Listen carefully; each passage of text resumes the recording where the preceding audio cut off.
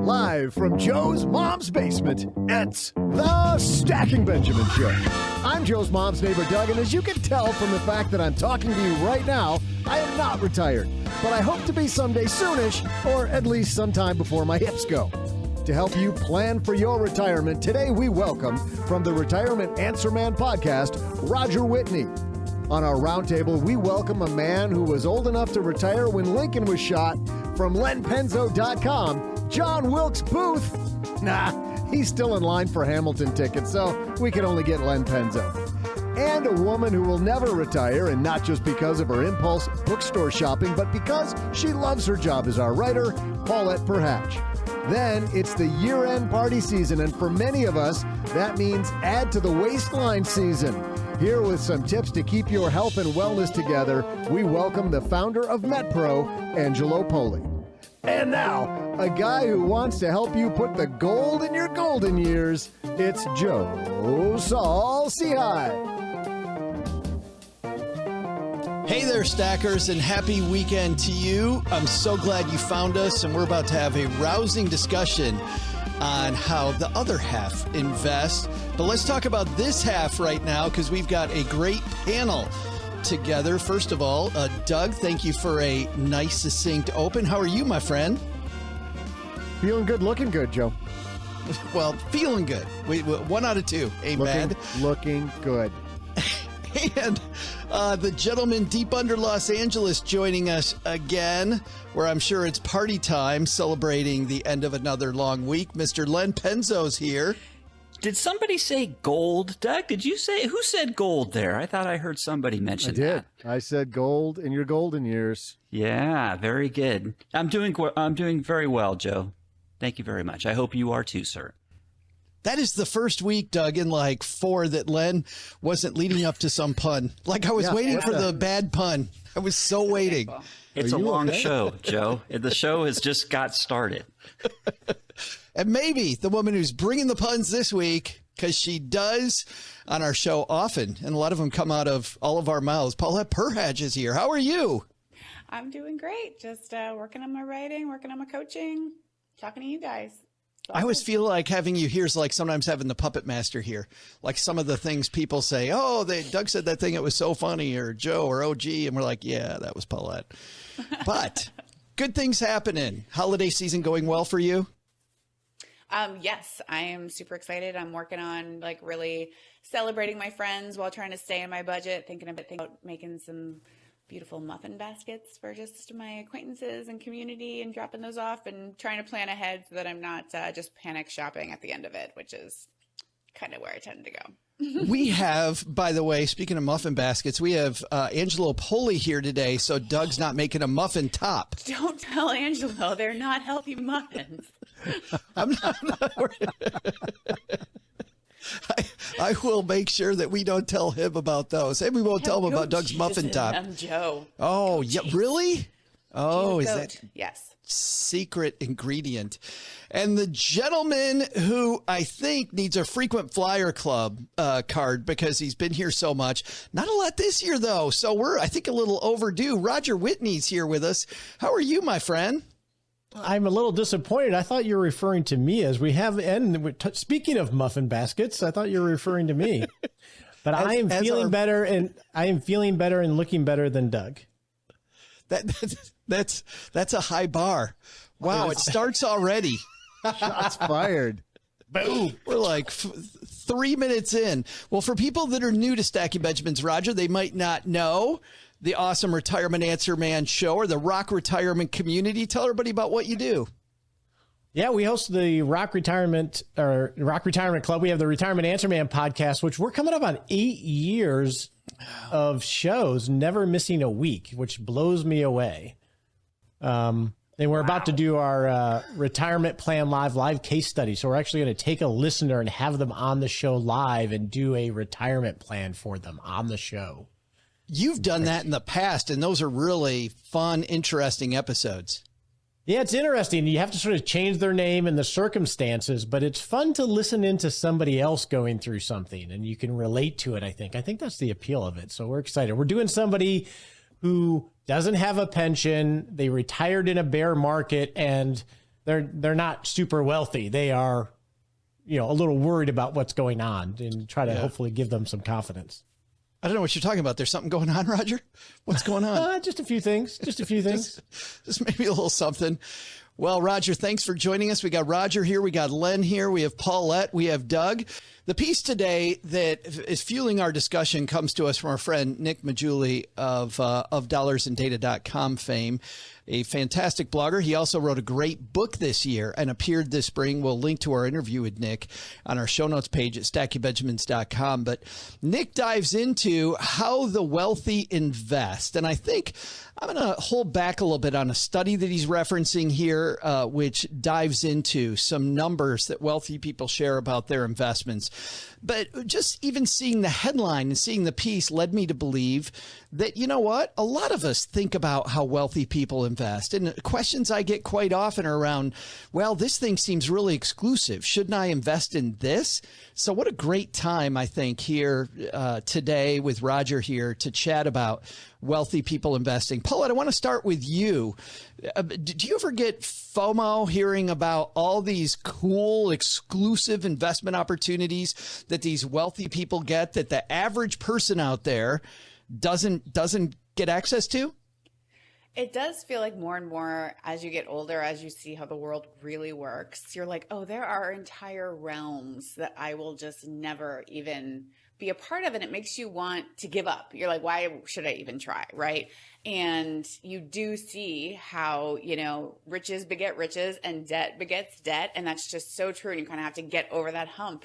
And then that, trip to France comes up and you just get all set back on your credit cards and you're like, gotta get over it. But like, I've seen it definitely like personally in my own, I think I've experienced it as far as networking with business and entrepreneurs after I had like that viral article about money. And I found myself in these rooms at these like retreats with these women. And I'm like, I had no idea this kind of thing was even going on. And if I won the lottery and suddenly had millions of dollars, I'd probably find myself in rooms and be like, oh, people who don't have money have no idea that this kind of thing is going on. So I don't know, someone's got to tell me what it's like over there because I have no idea. It is interesting, when you talk about wealth people in the same room together, I'm thinking about Dr. Thomas Stanley. Not only wrote The Millionaire Next Door, but he also wrote a couple books for marketers, talking about marketing to the millionaire next door and networking with the millionaire next door. And he talks about that, Paulette. He actually talks about how people that are millionaires and multimillionaires, they work almost exclusively through referrals. So if I find a great opportunity and I'm in a room with you, I'm sharing the opportunity with you because the one thing we both don't have is time. Mm-hmm.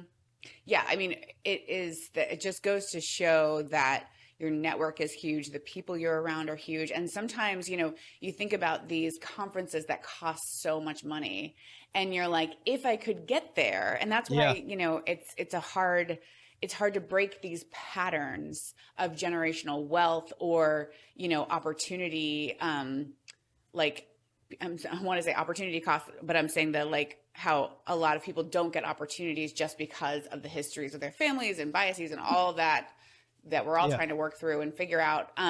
But trying to break those cycles can be really hard because you see how the cycles just, if you are born wealthy, how that, even learning the language of the wealthy or how people speak or even the etiquette can bring you into these worlds in ways that you don't even realize that you might be blocked out of if you didn't have that.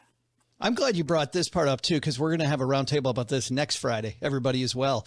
We're going to talk about, do you need to have richer friends?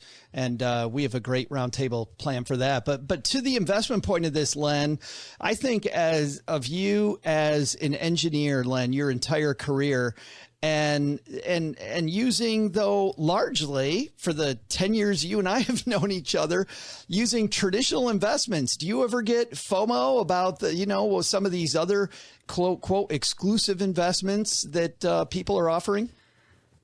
I do. I actually do. I feel like I'm being left out, but you know what? A lot of those FOMO investments, like the private equity stuff and the hedge fund stuff, so some of those things that you have to get invited to even join in. I mean, they're not always guaranteed. So it's kind of like, be careful what you wish for.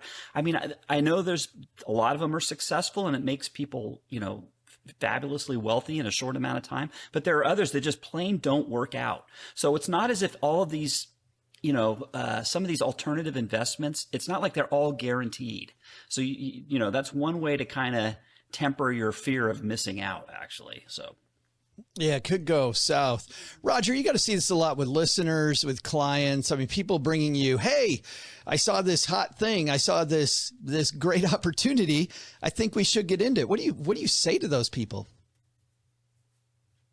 Oh, there's so much here. And I think that we live in a world where the microphone is given to the people that have survived. If you think of survivorship bias, what I was thinking of when Paulette was talking was, we hear about amazing investments and this profile of somebody who made $1 zillion doing something.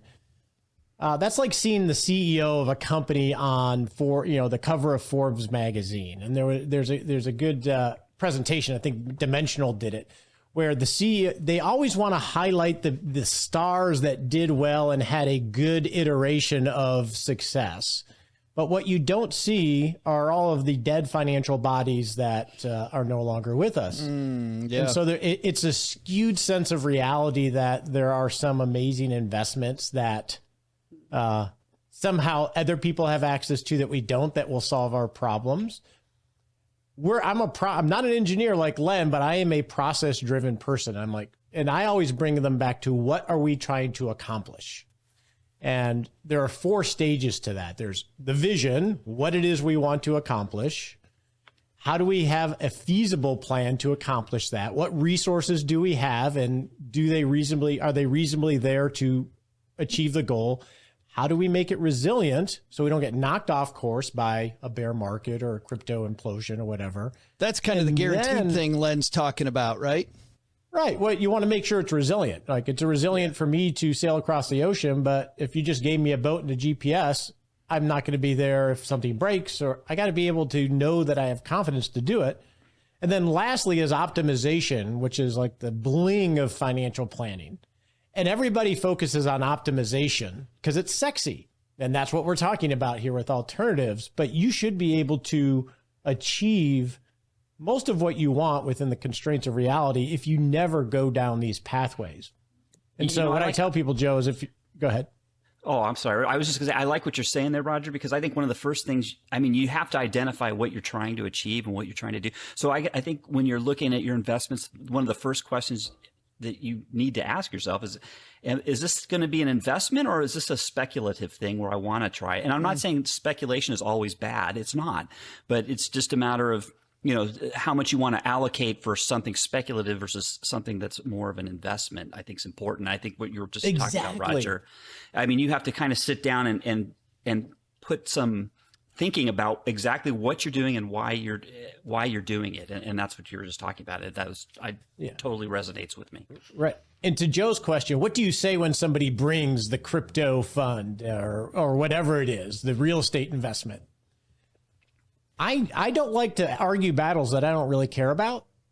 And so the way I approach it is, if this is really important with you, and I'll challenge their thinking a little bit, if they want to do it, I'm like, okay, do it. Let's carve out what is a reasonable amount, to Len's point, to speculate with that will not put the main plan at risk.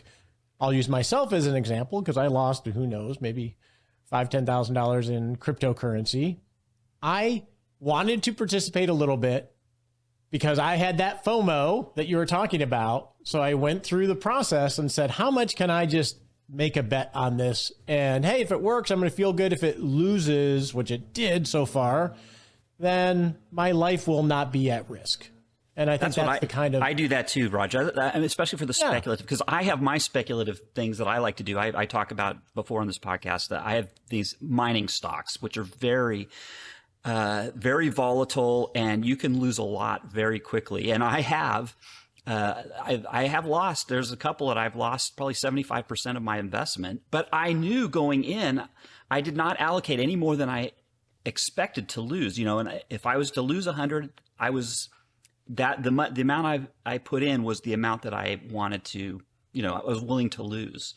And in some of those cases I have so far, I've lost 75%, but I'm not dying from it. I'm not losing sleep over it right now because I had thought about it, and I understood the risks. So you just got to be careful where this gets. I did not mean that. What was that? I was like, yeah, what was Glenn got a drum roll. Okay, I was trying to make a totally serious point. Paulette, that's our goal. We need a drum roll before this is all over. That's our goal. Guess so, man. Sorry. Where I think it gets backwards is when and as Paulette was talking to you, made some really good points about when you have a lot of wealth, it has this compounding effect, right? Mm-hmm. And go ahead. Go ahead. No, please. Well, it just reminded me of when in the one-page marketing plan book where he talks about how small businesses can't just look at a Coke ad or a Nike ad and say, well, I'm just going to copy that formula. They obviously know what they're doing because they're the big guys. We can't afford to brand as much. So every small ad needs to have, different elements than those big brands. So you can't just look at super successful people and say, I'm going to copy exactly what they do, because there's all these nuances. And that really, I was like, wow, like I would think you could just say, I'm going to do whatever they're doing and I'll be fine. But if you see someone throwing $10,000 at crypto, but they are worth $100 million, that makes sense for them. It wouldn't make sense for me. Yeah, it doesn't work. It doesn't translate. You're right. I want to speak to the FOMO here for a second again, and this whole how I'm getting what I'm not, this shiny object everybody else has. This is a TikTok from Neil Brennan when he was on Jimmy Fallon. We've spent the last 5 years being like sort of shamed about crypto. We're like, you got it? No, you're a coward. No, yeah, you're stupid. You're a stupid coward if you didn't get crypto. And then it's been sort of crashing the past couple months, and I gotta say, it's been pretty satisfying to watch. Yeah. Watching crypto crash is like watching the fire festival from a nearby boat. I think that, but we did, weren't we, for the last several years, to Neil's point, where a lot of people shamed into, oh, you don't understand crypto? You don't know anything about it? Come on. And I don't want to talk about crypto. Maybe there is a future in crypto, and this is just the dark season for crypto. It's going to come back. I don't know. But this is more about the shame and the FOMO. And Paulette, you've written far more than anybody on this panel has written for all kinds of major publications. It seems to me there's a little clickbait in there, though, right? You don't understand crypto? You are missing out. And this is some of this FOMO we feel about readership and about, sexiness so that we sell more advertising. I mean, yeah, what I love about being 20 years into my writing career and believing that writers have such an amazing value in this world is because we wield the emotions. And things are so much more than numbers on a spreadsheet. People are all about emotions. Decisions are all about emotions. Clicks are all about emotions. So I know it's really fun to be able to be like, oh, well, yeah, I know what you're doing. That's fine. Oh, here's time pressure. That's fine. Here's you're appealing to my identity. That's fine. Especially, for men, I think. If you say like, oh, what are you, a wuss? You don't want to do crypto? Like that stuff is like, no, I'm brave. I'm, oh, I could do this. So yeah, totally. Our emotions are played on nonstop. And so, yeah, I mean, I can laugh at the people who we're all bravado about crypto and now, yeah, it's crashing. So you were wrong, right? But the thing I'm really sad for were all the people who were convinced and put a lot of money in and are going to be struggling because of that. So, I think it's really important to talk about things in a calm, rational way and say, yeah, whenever you get excited, you got to let that pass for a second and come back to your spreadsheet, right? So really, and as someone with ADHD, like I'm all emotions, I'm all like, it's tough for me to come back and be like, can you really afford this? So, I think definitely there is clickbait there, and clickbait is all about emotions. And there was so much appeal, Matt Damon in his ad about crypto. It's just like, oh my gosh, so much manliness in the crypto thing. And look where it got us. I have one more question before we break here in the middle of the show. When we come back, I'm going to want to talk more, dig into this, specifically exactly some of these investments that wealthy people use. And also this, it's a study that Nick Majuli in his piece is referencing. And we'll go through some of the fairly, to me, disturbing numbers here. But I want to end our first half here, Roger, with you, which is there's this idea financial planners have of suitability, right? Well, brokers have suitability as well, suitable investments. And there are some rules when it comes to suitability for some of these investments like hedge funds or non-traded real estate investments. There have been some that I've been fans of myself, like farmland investing. People have heard about here. They've heard about artwork here. But it feels to me like the past 6 or 7 years with the new crowdfunding rules that these suitability requirements are going away. And now we can play in some of these waters we used to not be able to play in, right? The average somebody with $1,000, with $2,000 now may be able to buy into an investment they couldn't buy into 10 years ago. Is this a good thing for us or is this a bad thing for us? Danger, Will Robertson, danger. I wrote down two things. One, it creates a paradox of choice. Now you just have more sexy things to get attracted to. Here's something everybody has to understand. Rich does not equal smart. Rich does not equal smart. It is not the smart money that are buying exotic things. Those accreditation rules and suitability rules were more around not the fact that they're sophisticated enough to make decisions about these things. It's more, they got enough money, so if they lose it, they should have known better, and it's not going to destroy their life. So I think it just muddles the playing field and puts more financial bling dangling in the eyes of people that are trying to build wealth over time. And they look at their idols, whether it's Matt Damon or whoever, and say, I want to be like them. I'll do what they do. But what they don't understand is they don't see the entire journey that they did. If you look at wealth creation, investing does not make you wealthy. It can help compound the wealth that you have created. The way people get wealthy, the Rockefellers, name whoever you want, is they build something or they save money consistently over a very long period of time. That money they're saving is actually the wealth that they created from their labors that they're saving, and they're investing it in order to preserve and grow it over a very long period of time. So that is how you create wealth. Investing, especially for the wealthy, is not about creating wealth. It's about preserving and growing what they already got. And if we try to do what they're doing, we're not playing the right game because we're not at the same spot in the journey as they are. And I think all of these alternatives that wealthy people do, and I know we're going to get into the study, the reason they invest in a lot more exotic things is, one, because they want to have the financial bling when they walk down Rodeo Drive. And two, they know, as Len pointed out, that if they lose it, they're still going to be wealthy. And I think I would take a fair amount of caution in going down this road if you're trying to build wealth. I like that. It's a lot less of a lottery ticket for them than it might be for the average person trying to stack a few Benjamins. Normally at this point in the show, we have our trivia battle. However, for the two people that are on this call, that ended very sadly, Paulette and Len, as OG took home the prize last week for the year. But that also gave us time here at the end of the year for some creativity and some of our contributors that we love hearing from, like Roger, that we haven't also heard from in a long time. And one thing that you and I all know is that at holiday season, we tend to eat poorly. We tend to go to a bunch of events where we might stick a bunch of stuff in our mouth that might not be great for us.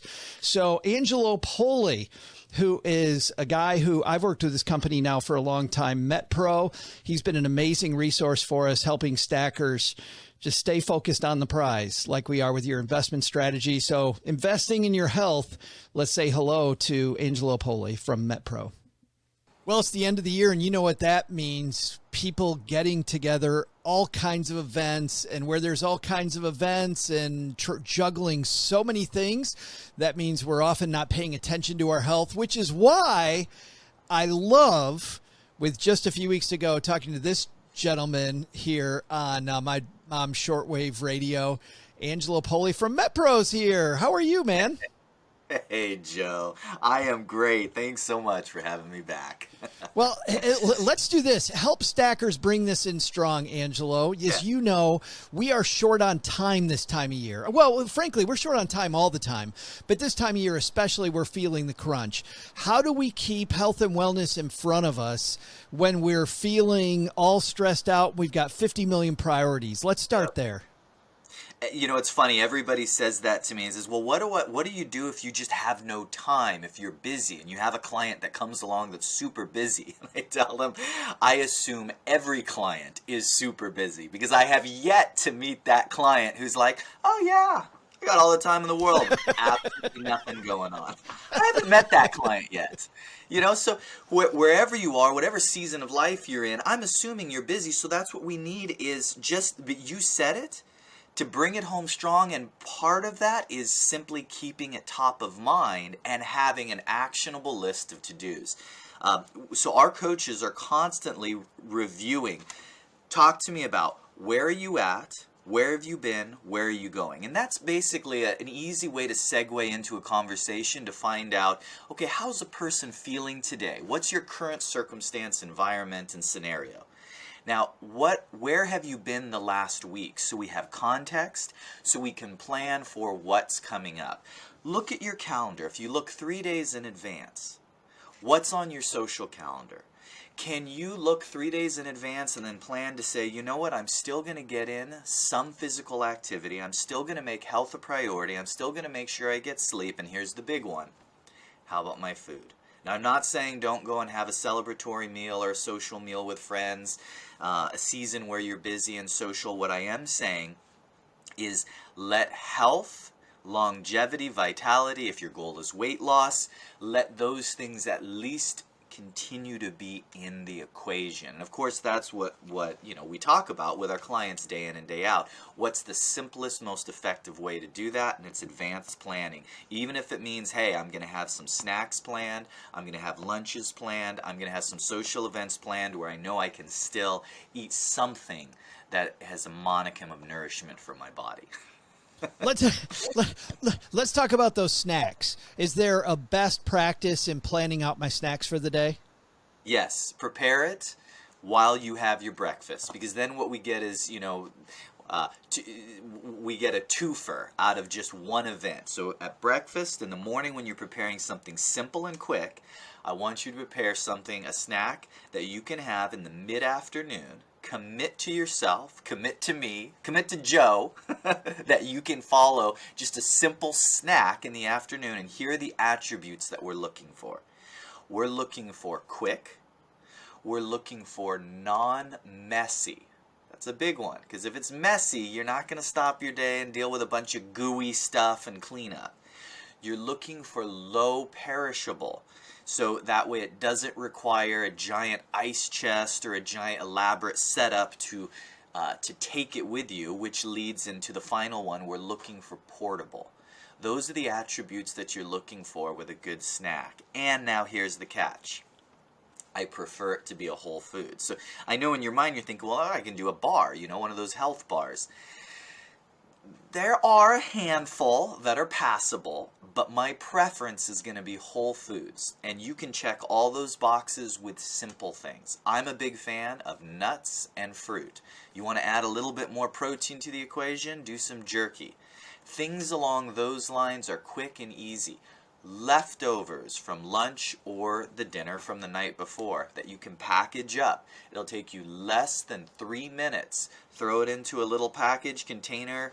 Quick, take it with you. It's easy, it's quick. Those sort of things make the difference.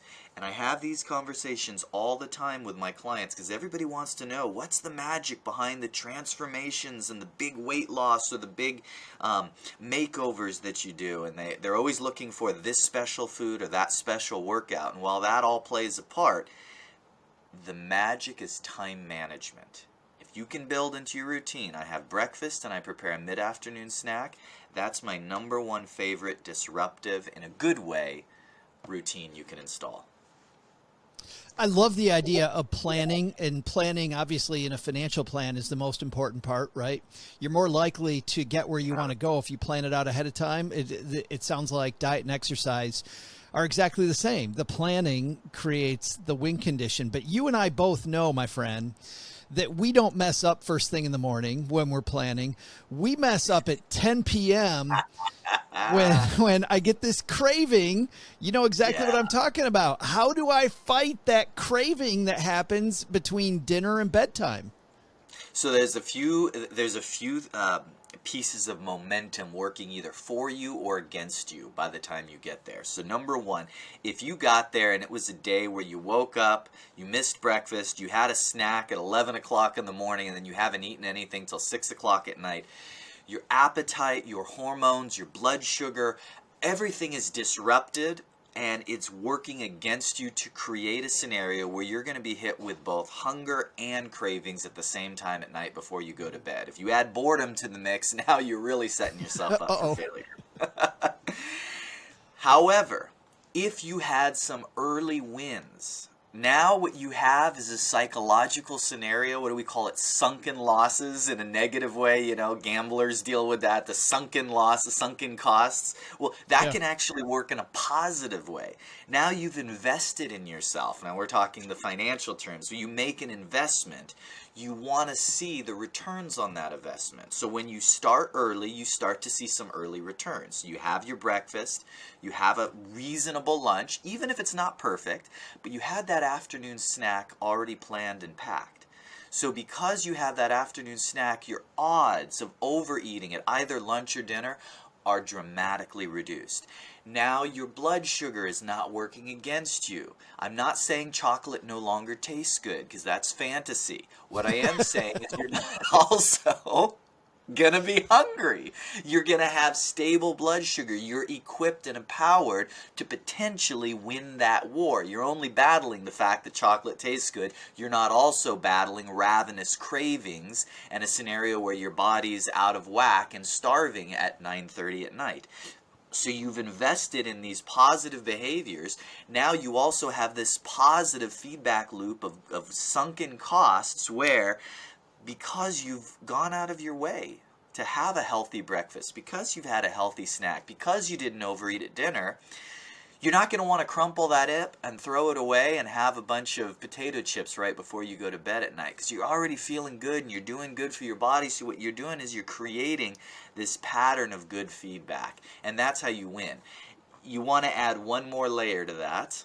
Well, I mean, that's where we come in. That's what we do. We add that layer of accountability, because let's be honest, Joe, it's easy to let yourself down, but you don't want to let down a coach. You don't want to let down your support group, and that's where having that extra voice saying, here's your best strategy, here's your best angle, and oh, by the way, let me know how you did tomorrow, your odds of succeeding are significantly higher.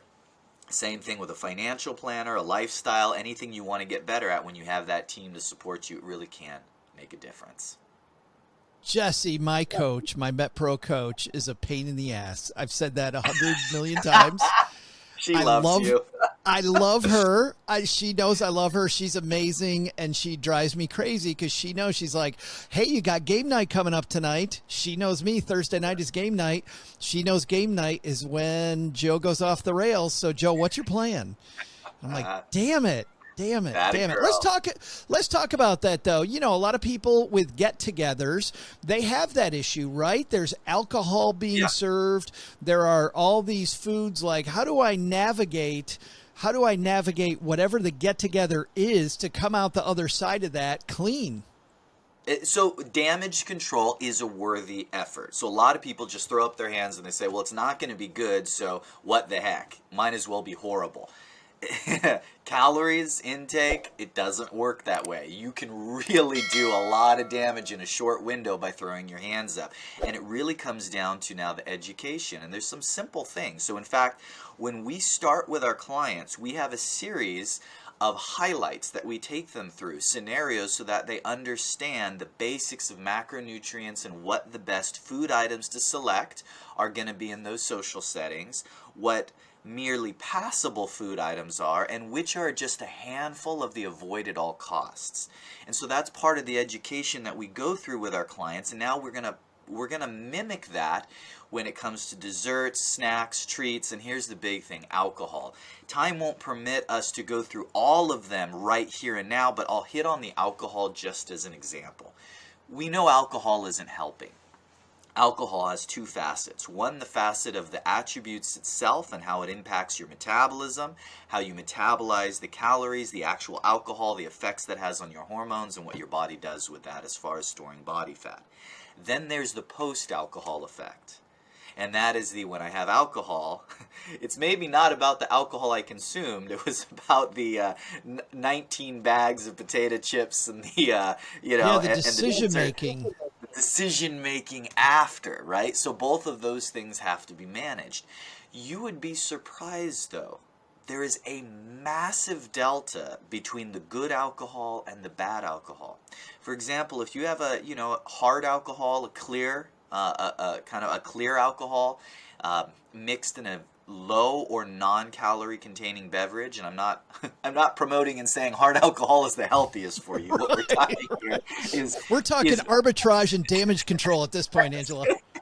That's it, Joe. What I'm saying is that there's some hacks. We're talking about being able to have a glass of of something that you like with the least cellulite accumulation here. You'd be surprised at how minor a shot of tequila can be, or vodka, or and you mix it in a handful of drinks. Now you compare that with something like a margarita or a pina colada, right? Well, it's just I can't express enough what a metabolic disaster that is. You literally get the trifecta of sugar, salt, alcohol, calories at the absolute worst time where your body has no option but to store it. And so that's where you come back and you get up the next morning and you go, whoa, how is that even possible? How did I gain 3 pounds of extra me overnight? Well, there's a big difference in your choices, and maybe you're saying, well, I don't like pina coladas and I don't like margaritas, but I also don't like, hard alcohol, so what can I do? Well, that's where your coach can help you navigate. And here's the good, bad, and ugly, and here's a strategy, and here's a limit, by the way. We'll be reasonable, but let's have some boundaries. Let's set them at a point that's a good compromise, and those are going to be the winning scenarios. Remember, it's not what happens in one meal. It's not even what happens in one evening. It's how quickly you get back into your routine after. It's not the weekend away with the guys. It's not the family weekend. It's not the events. It's the leftovers from those events. We track it. This isn't some haiku that we're taught as coaches to repeat. This is analytics where we calculate, at MetPro, we're calculating down to the umpteenth degree. So we know a person's progression with body weight, body composition, the whole 9 yards, and how they're progressing each day, so we can see trends and patterns and when people are doing the damage. And it really is not about the one-offs. It's about I had a bad night and I'm eating better today, but I'm not quite back on track. When that lingers, that's where the damage is done. So my clients, they know me pretty well. I'm actually pretty loose with hey, you want to have a weekend with the guys, you want to have a girls' night, you want to go out and enjoy it. Well, what do I eat? I want you to enjoy yourself. Here's some reasonable parameters. But they know come Monday morning, I'm going to be knocking on their door. That text message is going to ding through. What was breakfast? And that's why I'm an absolute tyrant. I'm a stickler for it. I want you back on track, because I know when it comes to transformations and progress and weight loss and all the things people hire me for, that's my battleground. If I can get them back on track, no problem. We're going to make that progress. I got to tell you, the best thing Jesse does is consistently reminds me that food is fuel. in times when especially when I was on that 40 city road trip, Angelo, she just continually said, just remember when you're going through airports that food is fuel, and pick the right fuel. Like, because especially when I'm just grab and go, right? Just, and just even that little lens of having somebody in the back of my head, AKA Jesse, who's reminding me as I'm looking at this airport, options, that's a fuel, that's not a fuel. Like, just even I don't have to be a scientist. I've got a scientist behind me, Jesse, who knows what the stuff is, and she's just giving me the shortcut, which I love. You listen, you don't have time to know everything about everything. Let's talk about that for a second, because obviously people that have known me for a long time know how grateful I am to MetPro and to Jesse and to you, my friend, and all the good work that you guys do. It's just fantastic. But give people a little insight. If they go to metpro.co, it's not com, it's metpro.co/SB, you guys start off with an assessment of where people are.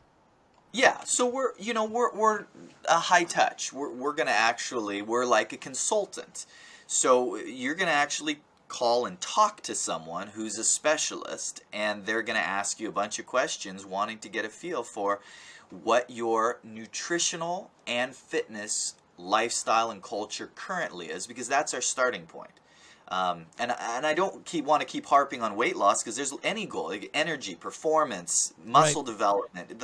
I'm just using weight loss because it's such a simple thing that most people can relate to. When somebody calls us up, typically here's where I'm at. I'm not where I want to be. So we need to define where you want to be, and that seems like, oh yeah, duh, isn't that obvious? Well, it's not that obvious, because with a lot of canned programs and the one-size-fits-all, everyone says it's individualized, but the truth is it's not. Most programs are just, they run off the philosophy that if it's healthy, it's going to automatically result in the result you want. Healthy and metabolism are both important, but they're two totally different topics. What we need to make sure is we need to help you with a healthy, nutritious, nourishing lifestyle, but the numbers have to add up to the body weight and or composition or result that you're looking for. And that means there has to be some sort of delta between what you're currently doing and what you change it to. And the best way to identify the exact changes to make is to learn right where you're at today. What is your body currently used to? What is the absolute least painful, lowest hanging fruit of things to adjust? And that's what, if you call us up, you're going to talk to Steve, you're going to talk to Missy, and they're going to really hone in on and give you an idea of the specific things, because a lot of people are shocked. They're close. It's not that we're way off in left field. Some people are shocked to find out that with just a few, maybe surprising but minor changes to their routine and strategy, it's like the floodgates are let loose. All of a sudden, change starts to happen. And that's what that conversation is going to be all about. What are your specific goals? What are you currently doing? And now, okay, here's what a strategy would look like. Now, when you start actually working with a coach, we don't guess anymore. We're going to baseline test. We're going to learn right where your metabolism is. We're going to take the guesswork out. But as far as that first conversation, even if we're not the right fit for you, it is our goal to leave every single person we encounter empowered and with more knowledge about the metabolism than when they started. So please reach out to us. We'd love to talk. It's metpro.co/SB. Angelo, man, thanks for helping our stacker community bring the year to an end strong. Well, let's talk to you again, if you don't mind. Let's have you back early in the year, and let's set up 2023 on a high note. How does that sound? I can't wait, Joe. Thank you so much. Time for the second half of this podcast. A second half brought to you by Magnify Money. Paulette Perhach, you know what happens when you go to stackingbenjamins.com/magnifymoney? You have to accidentally clear your search history because you went to smackingbenjamins.com. It's a whole... Who is Benjamin, Paulette? Smacking You'll find out. Benjamin. Scott, no, yes. StackingBenjamins.com/magnify money if you don't want it to be awkward or anybody to see places you maybe shouldn't have been. And what you'll find out is you should have been here earlier because all those brick and mortar banks where you do your banking, maybe not best in class. Over 92% of the banks out there rated head to head against each other at Magnified Money. You know what? As interest rates go up, we find that CD rates are going up, savings account rates are going up, banking fees becoming even more competitive. They were already pretty competitive. They're even more. So it's a great place to compare, ditch, switch, and save at magnifymoney.com, stackingbenjamins.com/magnify money. All right. Let's get into this piece specifically that Nick Majuli put together. If you want to follow along with us at home, head to our show notes page, stackingbenjamins.com, and go to the show notes, and you can click on Nick Majuli's piece from Of Dollars and Data. But Len, I want to start with you here before we get to Nick's piece. If we're thinking about some of these more esoteric investments, Roger ended the first half of our discussion talking about all the potential pitfalls. But from an engineering standpoint, are there maybe some questions we should ask, or is there a line of questioning that we can glean from engineers to kind of ask smarter questions when we're not sure exactly what we're talking about? Yeah, well, and I guess I kind of hit upon this the last time, so I'm going to repeat it, though, because it's very important. And the first question I think you should always ask is, how much risk for a particular investment am I willing to take? I mean, you can...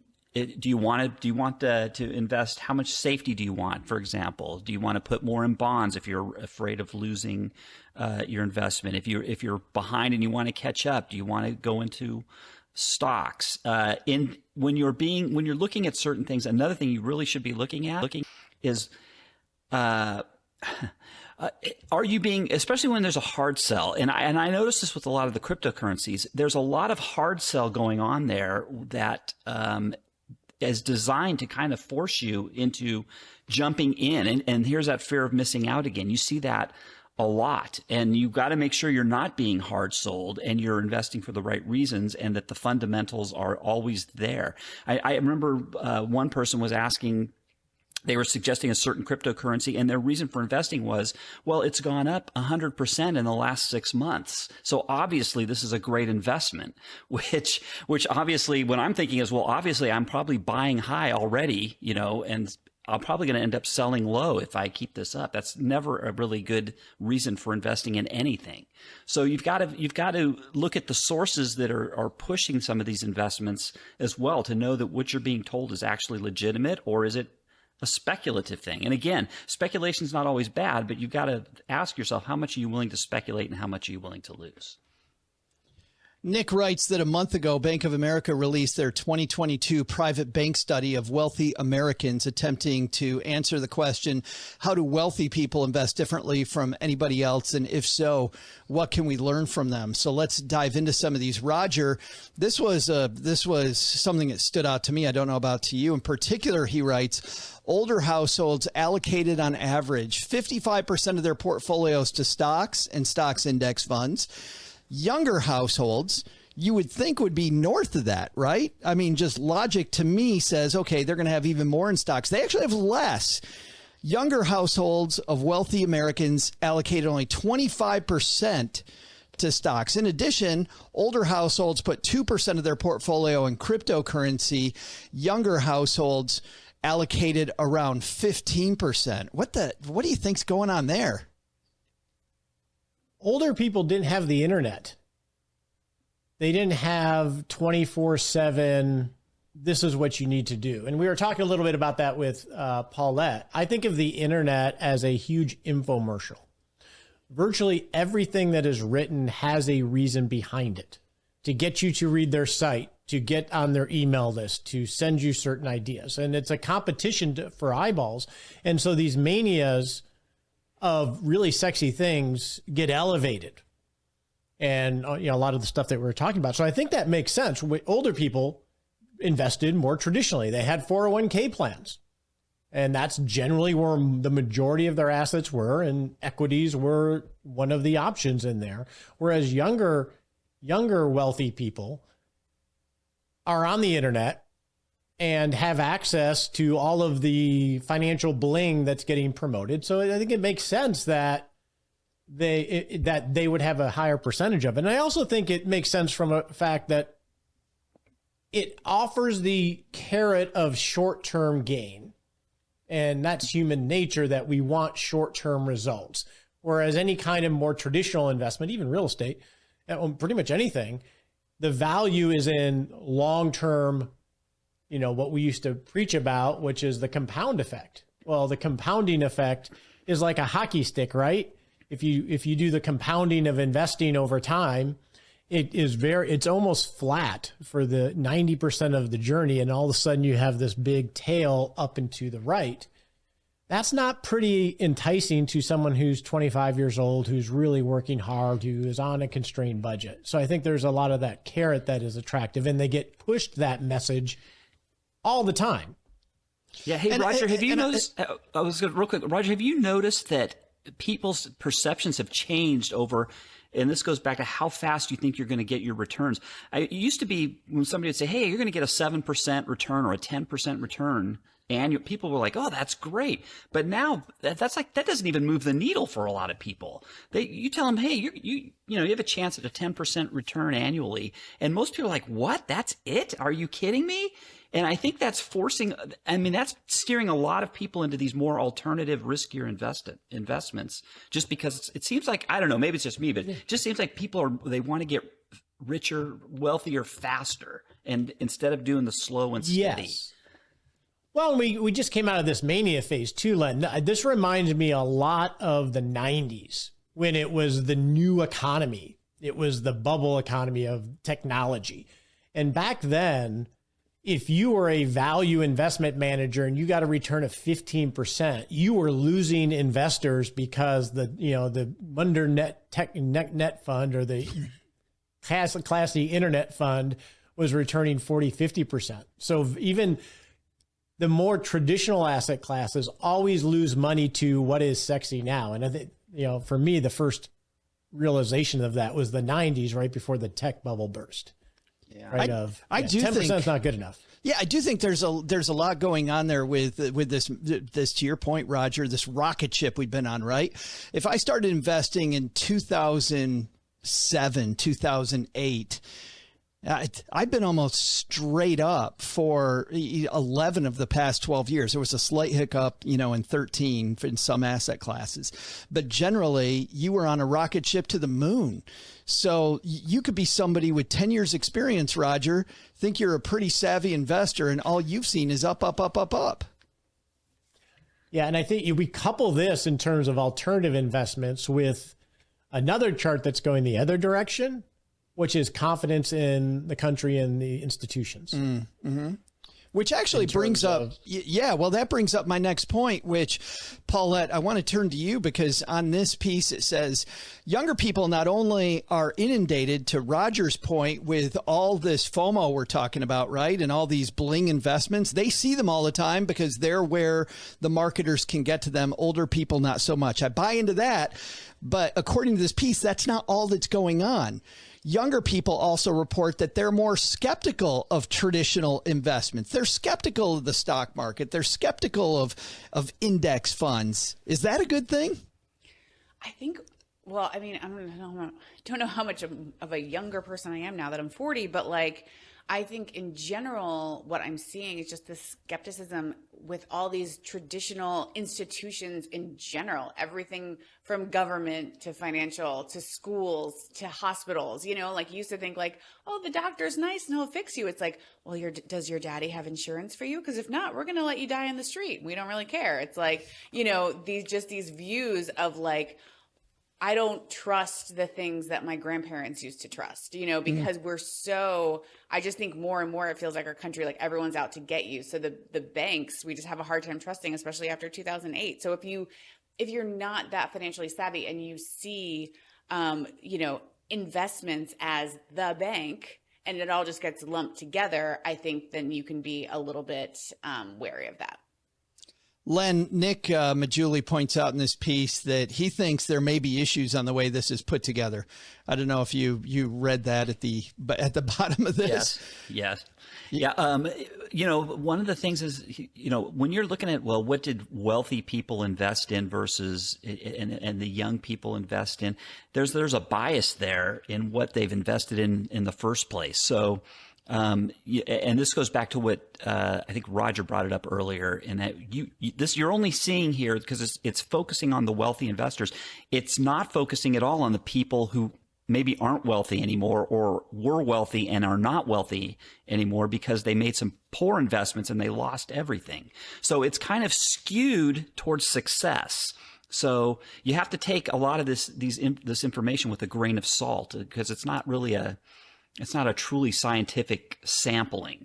So it's skewed towards success. And so just because what the wealthy are doing, that shouldn't be used. You shouldn't assume that their allocation mix is going to be right for you. And on the same side, for the younger people who were wealthy, that's probably, I think you mentioned that the people between 25 and 30 who had $3 million, that put them in the top 0.1% of all young people.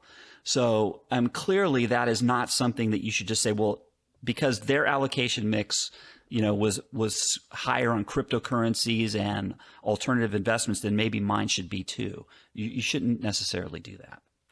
I like the point, Len, I thought that he was making, also along with all the points that you made, was that if you're, in your late 20s and you have $3 million, there's a pretty damn good chance that you're one of those survivors in these alternative asset classes, right? Either a survivor that you're somebody, or you could be like a buddy of mine who we graduated at the exact same time, and he's fabulously wealthy now. Why? Because he went to work at Cisco Systems right out of college. And this is back when Cisco was just getting started. And this is before the internet actually hit. And so now he's fabulously wealthy. So a lot of it has to do with maybe, luck. So, so to speak. So no, seriously. We started this thing a decade ago because we heard podcasting was like the next big up. And when does that happen? Like, what's it Cisco? It was Cisco Systems. It wasn't podcasting. We're just fabulous. We're just waiting for the wealthy part Sucker. now. I know, that's right. We got half of it, Paulette. We've got half of it. One question for everybody then, just to put a pin in this, and we'll have our guest of honor go last. How much attention should we pay then as to how wealthy people invest? Paulette, what's your takeaway? Well, I am always looking at the pieces that, the Kardashians invest in. So, and just buying those skirts and shirts and body parts, and just hoping that all comes back to me. So that's really my strategy. Me too.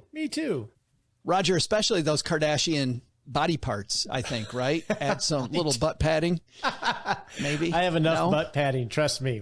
Good thing we don't have any here. Len, how much attention should we pay as to how wealthy people invest?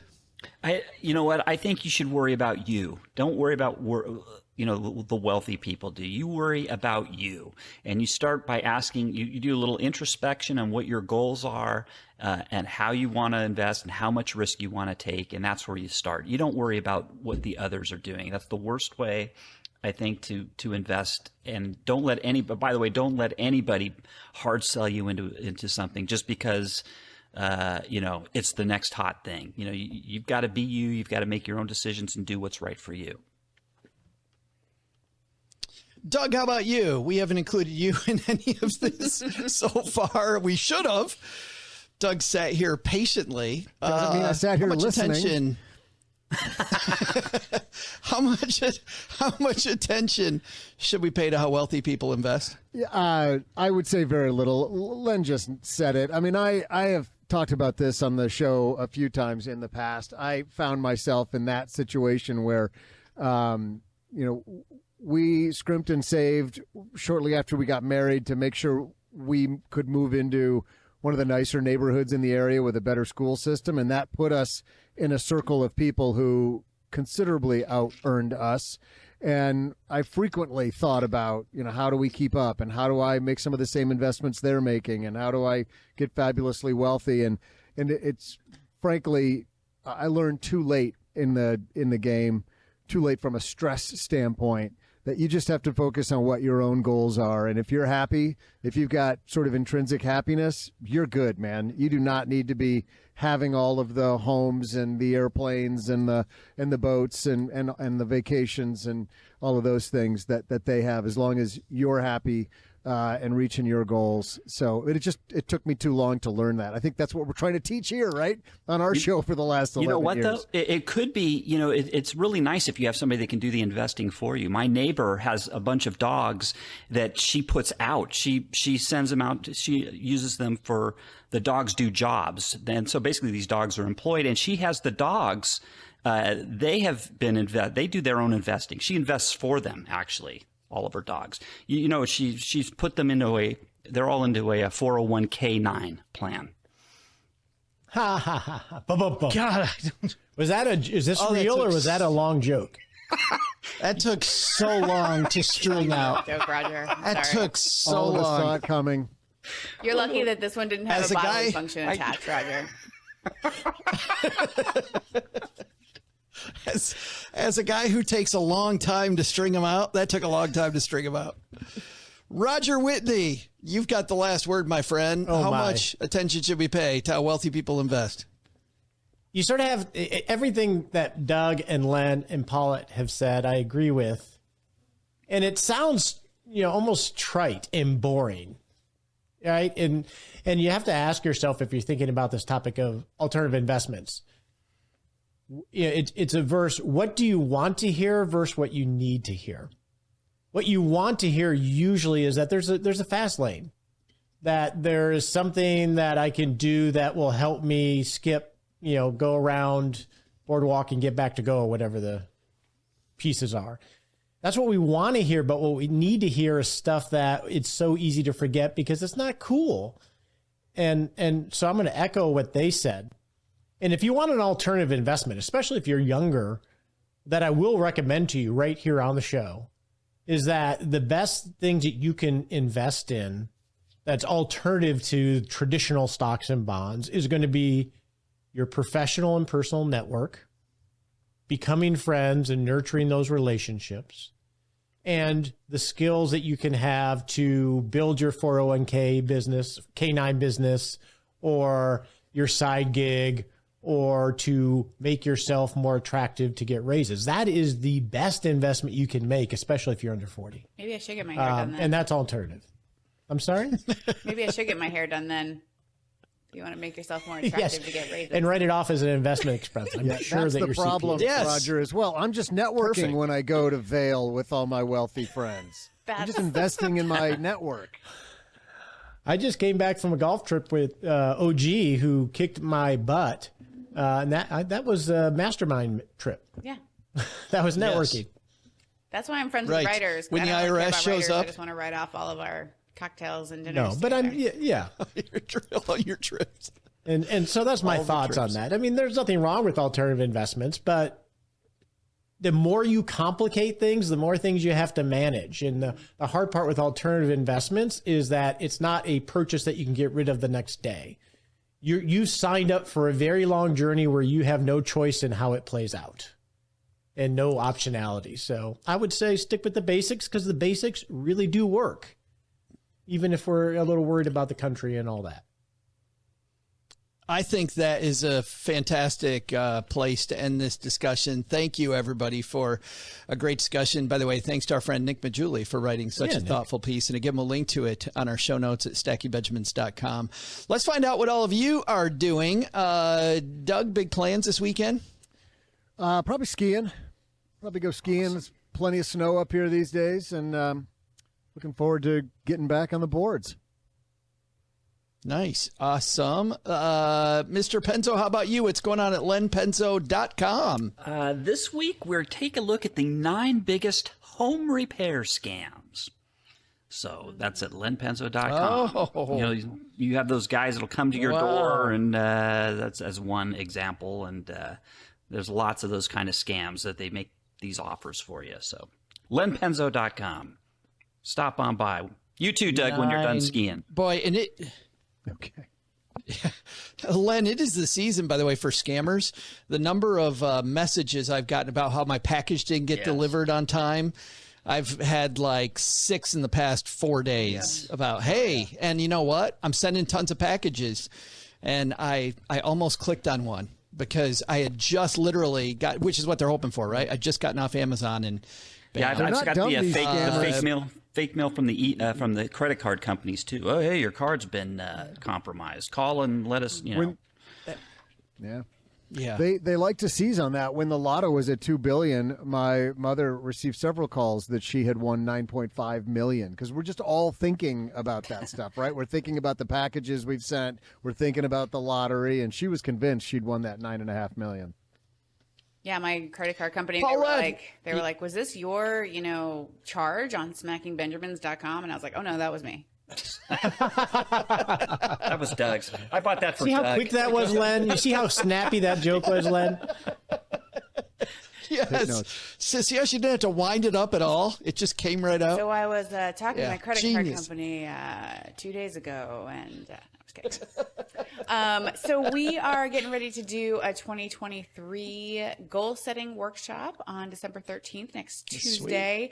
Really excited about that because I'm all about, how do you know what you need to do day to day? Has to be from your vision, has to be from your plan. And then, of course, there is the replanning as well, which is so important, which is why we don't just make plans once a year. And we are getting ready to start another season of Powerhouse Writers early in the year. Really excited about that. It's been fantastic this go round. And so all that is at powerhousewriters.com. There's a good gift, I think, for the writer in your life, right? Connect with you and get somebody signed up. I had one guy was really sweet. He said my wife has always wanted to write a book, and he got her coaching. It was more my personal editor, like my creative writing, editing, coaching side. And I just thought that was the sweetest gift. I think overall the best gift is to help someone make their dream come true, no matter what that means. That is always the most beautiful gift. That's fabulous. Speaking of fabulous, Roger Whitney, thank you for hanging out with us again. I always feel like we don't get your wisdom enough around here, my friend. Thank you so much. I can't top Paula's sentiment of helping people get their dreams come true. And you'll never top Len's jokes either. No. So, there you go. No, I won't. No. Roger, what's going on at the Retirement Answer Man show? So we have 2 things. Obviously, Retirement Plan Live, which I mentioned, which is January, where you're going to be able to listen to an actual listener, and I'm going to walk them through building out their project, their retirement plan. And that will lead to the open enrollment of the Rock Retirement Club, so people can have their dreams come true too, Paulette. Okay. And then, What I'm here for. yes. And then this time of year is my time to think of, my World Domination Summit, I call it, where I'm going to look at the podcast and what people want and what they need and think of it with fresh eyes so we can have a whole new show starting in January. Awesome. And that's the Retirement Answer Man, wherever finer podcasts are listened to. Yes, it is. All right. That's going to do it for today. Thank you, everybody, for hanging out with us.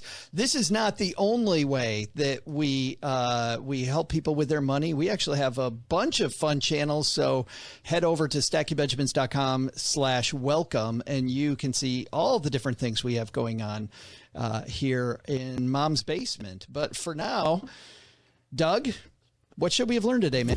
First, take some advice from Roger Whitney and the team. No need for FOMO about what the wealthy invest in. You'll get there just fine and possibly quicker with tools that are available to all of us. Second, take some advice from Angelo Poli. Think beyond the cookie tray. Leave something for Santa instead, and maybe you'll cruise into 2023 feeling better and ready for some big goals. But the big lesson? Turns out you don't even have to retire to feel like you have. You can get the same feeling of freedom just by sitting around in your stolen terry cloth robe, eating chicken pot pies, and watching cable news all day. I've never felt so free. Thanks to Roger Whitney for joining us today. You can listen to his podcast, The Retirement Answer Man, wherever you're listening to us right now. We'll also include links in our show notes at stackingbenjamins.com. Thanks to Angelo Poli for hanging out with us today. You'll find his work at metpro.co. Thanks to Len Penzo for joining us today. You can find Len at lenpenzo.com. He spent extra and put the M on the end. Thanks also to Paulette Perhach for joining us today. If you're looking for a writing coach or to start a freelance writing business, head to powerhousewriters.com. Paulette's next group session starts in January. This show is the property of SP Podcasts, LLC, copyright 2022, and is written in part by Paulette Perhach, who helps writers power their words, their work, and their earning potential with her Powerhouse Writers coaching program. Find out more at powerhousewriters.com. Thanks also to our team who made today possible. Karen Repine plotted out this episode for us and schedules our guests. Brooke Miller handles the show notes and creates our amazing newsletter, The 201. Tina Eichenberg makes the video version of this show, and both Autumn Sehy and Gertrude Smith are our social media mavens. Not only should you not take advice from these losers, don't take advice from people you don't know. This show is for entertainment purposes only. Before making any financial decisions, speak with a real financial advisor.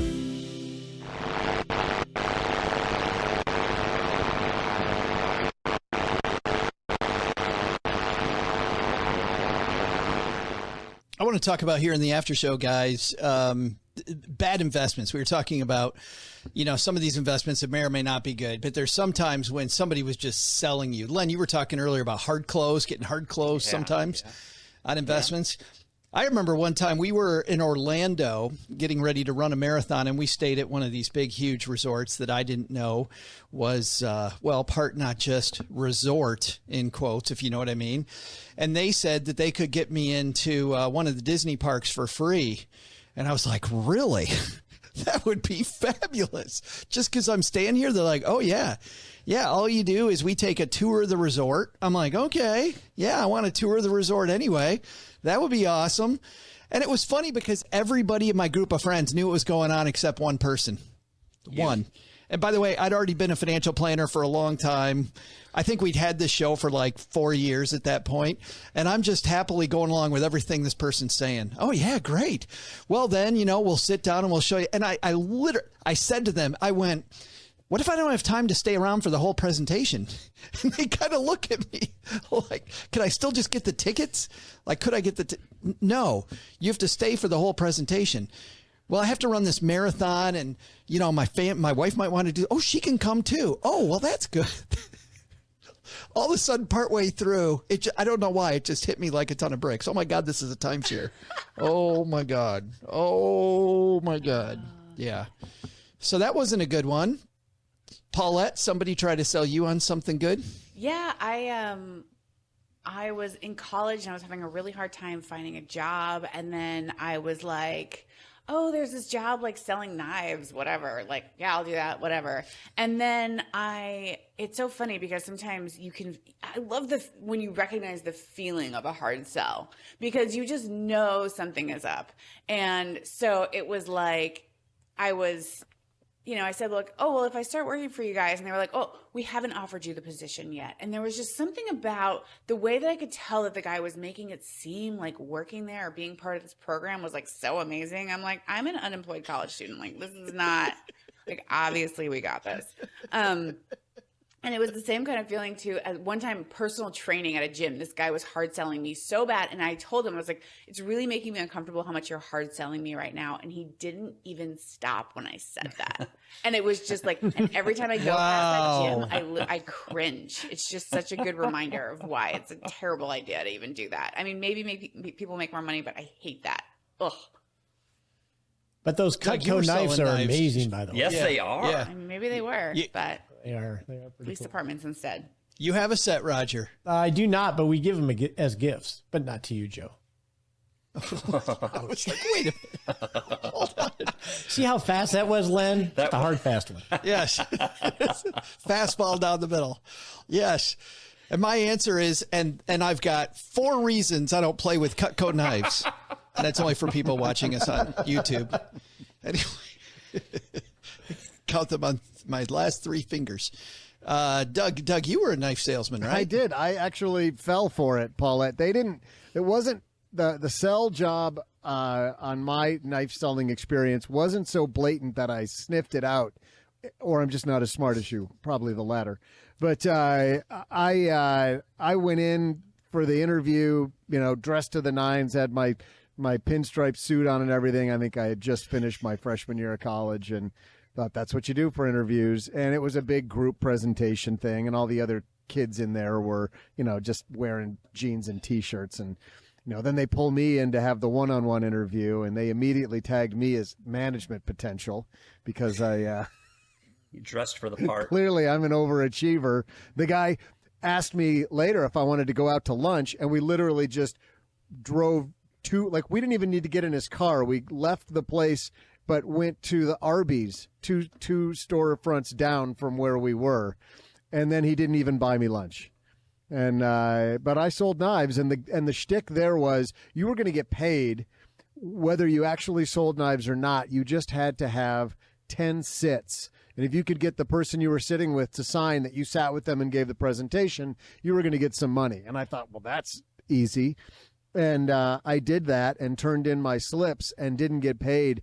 And their reasoning was, this is going to make a lot of people angry. You weren't sitting with the head of the household who was in charge of finances. You were sitting with... Oh. Yeah, I knew Paulette's head was going to explode, and rightly so. Rightly so. That was really infuriating. And so I sold a few sets of knives over the summer, but I never got paid. I bailed on it halfway through the summer. That's but it terrible. was... Do you want to call out the company? You want to call I don't out the even company? remember. It wasn't Cutco. It was a kind of a knockoff of Cutco, but I don't even remember anymore. I would if I could in their misogynistic ways, but...